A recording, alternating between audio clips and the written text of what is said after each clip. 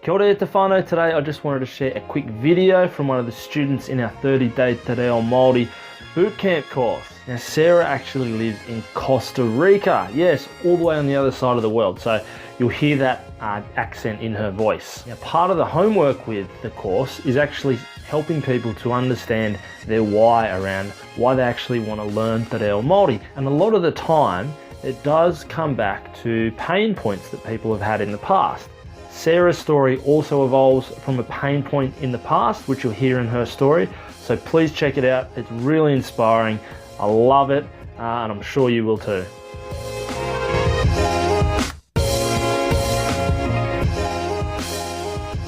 It's a long time to hit the live button on my Facebook to go live with this. So first off, kia ora to my friends and to my classmates and to my whānau. I am here live on assignment. So with that being said, I recently enrolled in a Te Aruru Māori class to learn how to speak Māori. I need a lot of practice, which is why I'm nervous, so do bear with me.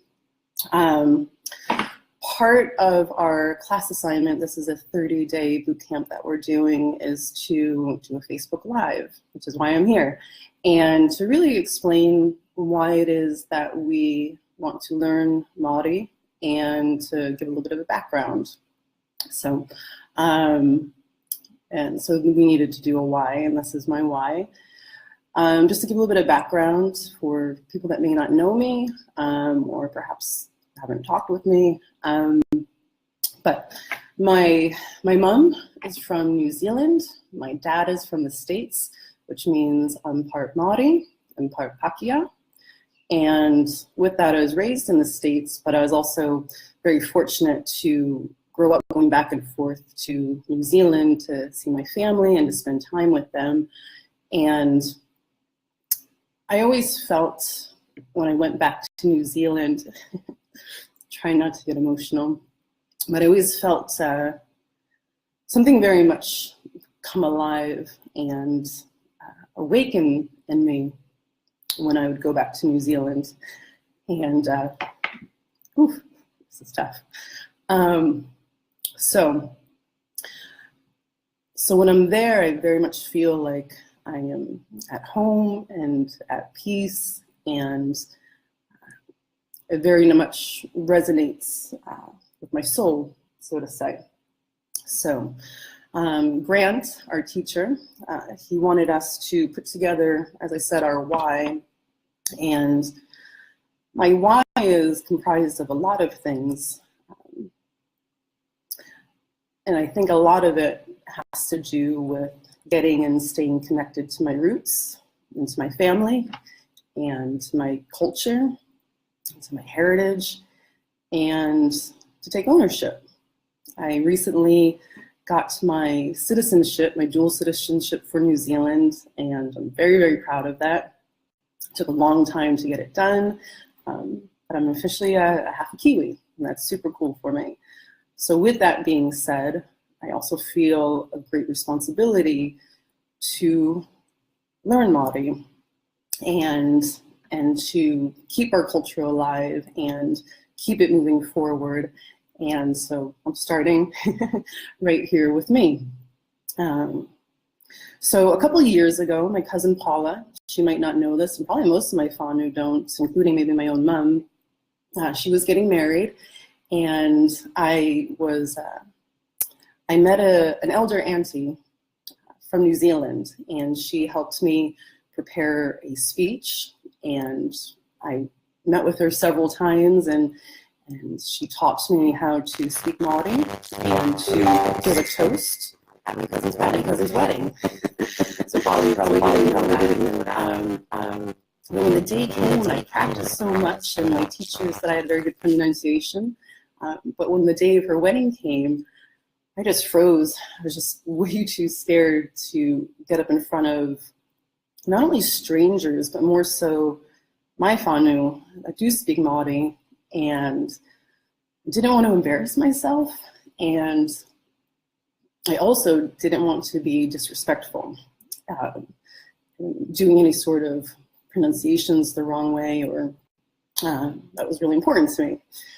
And then fast forward, probably about, I don't know, a couple of years, I worked up the courage, and at my mom's 60th birthday, I was able to do that same speech, but modified to, for her birthday.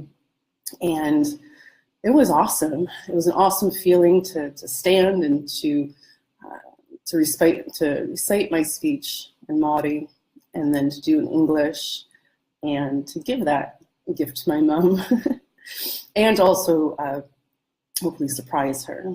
So next year, our whānau in New Zealand, we are due to have a family reunion, and at that reunion, I'll meet a lot of my cousins that I have never met before, cousins that are my own age and cousins that are younger and older, but especially for my cousins that are older, I really want to be able to speak at least some basic conversation Māori with them.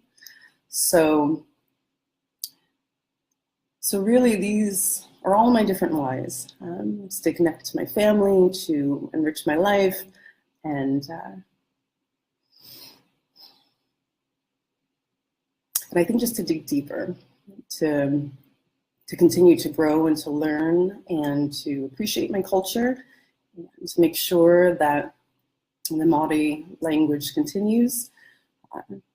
As I said, not just with me, but hopefully amongst my cousins and all of our future generations. So I'm coming up on 6 minutes, and I definitely spoke a lot longer than I intended to. And so it took me a long time to hit that live button. Kia ora, Snowy. I'm just signing off. Hopefully you'll get to watch this again. And hopefully when I see all my cousin Snowy, especially my cousin Ruth, my cousin Carl, I'll be able to speak Māori with you. So I know I'll need a lot of practice.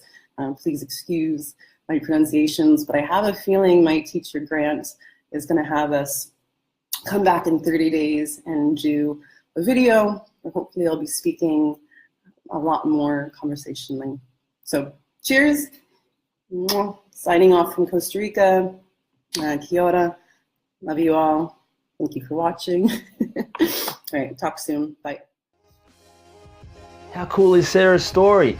I love the fact that she's all the way from Costa Rica and grew up in America.